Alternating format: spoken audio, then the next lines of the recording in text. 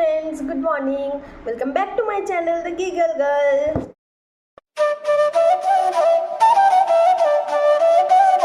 So আমি আজকে ভাবছি কি ওর জন্য আমি ফ্রাইড রাইস আর চিলি চিকেন বানাবো।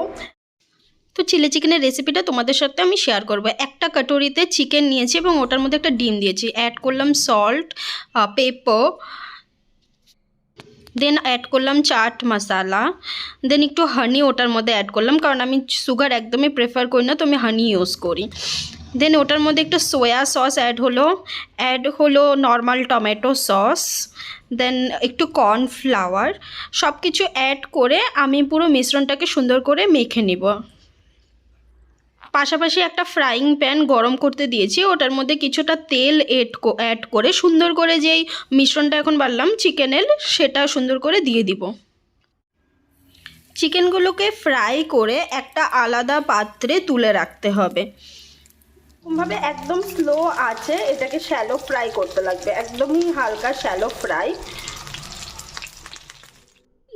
দেন চিকেনগুলো ফ্রাই হয়ে যাওয়ার পর একটা পাত্রে তুলে আমি ফ্রাইং প্যানে কিছুটা তেল গরম করার জন্য দিয়ে দিয়েছি। এখানে অ্যাড করলাম ফাইনলি চপড রসুন এবং কিছু লঙ্কা।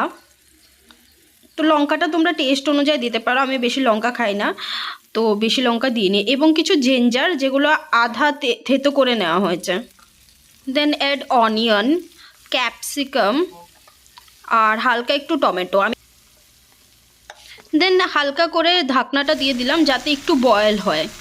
সবজিগুলো একটু বয়েল হলে অ্যাড সল্ট, কালা মির্চ যেটাকে গোলমরিচ বলা হয়, হানি, দেন ভালো করে একটু নাড়াতে হবে, মানে একটু সটে করে নিতে হবে, একদম শ্যালো ফ্রাই, এটাও যাতে বেশি ফ্রাই না হয়। দেন অ্যাড সোয়া সস, দেন টমেটো সস, একটু মেয়োনেজ, আমি বেশি মেয়োনেজ একদম ইউজ করি না, একটু কর্নফ্লাওয়ার স্টার্চ যাতে গ্রেভিটা একটু থিক হয়, এবং যেই পকোড়াগুলো আমি করেছিলাম সেইগুলো এটার মধ্যে অ্যাড করে দিতে হবে এবং ভালো করে মিশিয়ে নিতে হবে। দেন একটু জল অ্যাড করেছি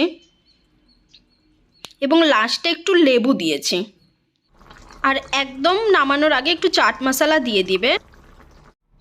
ফাইনালি আমার চিলি চিকেনের রেসিপি ডান। তোমাদের ভালো লাগলে অবশ্যই আমাকে জানাবে।